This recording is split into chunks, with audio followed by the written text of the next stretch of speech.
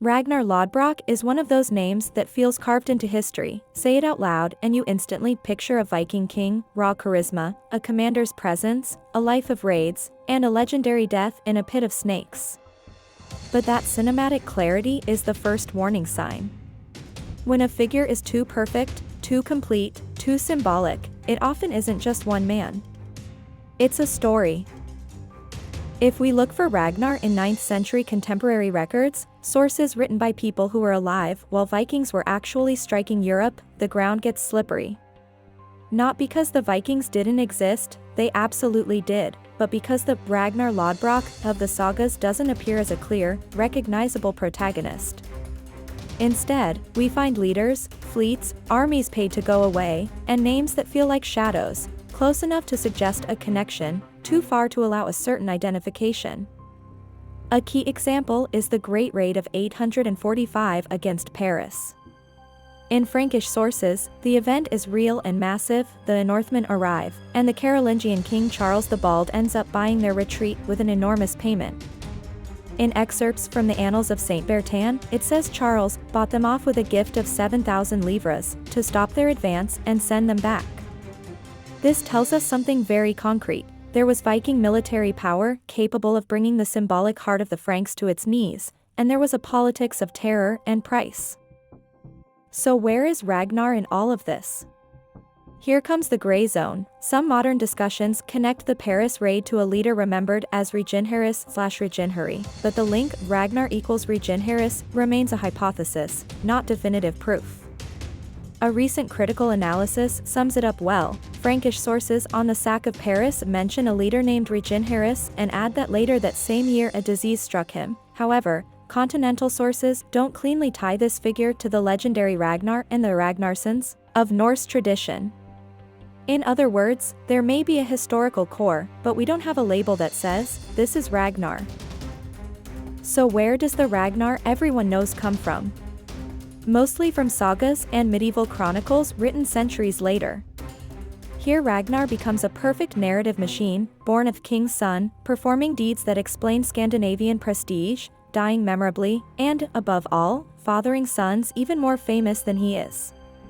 In the most popular versions, the origin of the nickname Lothbrok, hairy breeches/rough trousers, comes from a near comic book detail. Ragnar protects himself with treated clothing to face a serpent creature, and that detail becomes a brand, identity, myth. It's exactly the kind of element that thrives in oral storytelling, visual, easy to remember, and able to turn a man into a character. A decisive point is that many of the narratives that give us Ragnar in HD are late. One analysis highlights that major prose accounts about Ragnar, like Ragnar's Saga Lobreker and the A with acute TTR AF Ragnarssonum, are products of medieval Scandinavia/Iceland, 13th to 14th century, long after the events they claim to describe. That doesn't mean they're all invented. It means they blend oral tradition, the politics of their own time, useful genealogies, and narrative spectacle. It's history filtered through centuries of identity needs. But the most interesting core is something else, Ragnar's sons. Because here we meet figures who, unlike Ragnar himself, seem to leave stronger traces in the world of chronicles. The so-called Great Heathen Army that invades England in the second half of the 9th century is attested in Anglo-Saxon sources. The Anglo-Saxon Chronicle speaks of a great heathen army arriving and wintering in East Anglia. Soon after, it describes the move toward York and the internal political crisis in Northumbria, mentioning Aella as a claimant without natural right. And in the same text, for the year 870, the names of the leaders who kill King Edmund appear, Hingwar and Hubba.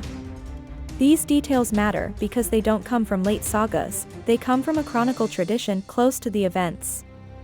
And this is where the myth makes its leap. If historical leaders like Ivar/Hingwar and Hubba/Ubba, and others, existed, it becomes tempting to imagine an epic father who unites them all under one origin.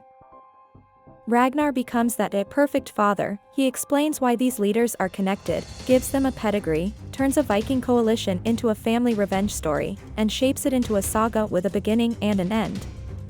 Even Encyclopedia Britannica, when it discusses Ragnar, explicitly presents him as a figure known, according to medieval sources, for his death in a snake pit and for being the father of leaders linked to the invasion of 865. That's already an implicit way of telling us we're looking at medieval memory more than a contemporary dossier. And there's more. The name Lothbrok appears in non-Scandinavian sources too, but not as contemporary accounts of the main events. One famous example is a tradition tied to the Raven Banner, the Crow Standard. A later medieval source attributes the banner to their three sisters, of Viking leaders, described as daughters of Lothbrok.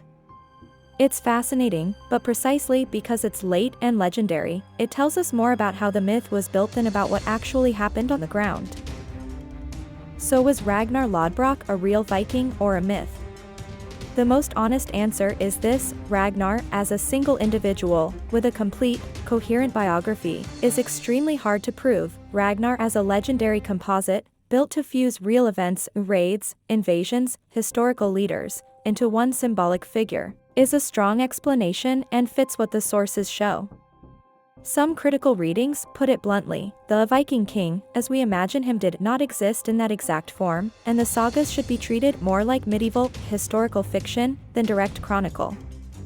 But here's the catch: myth doesn't mean useless. Not at all.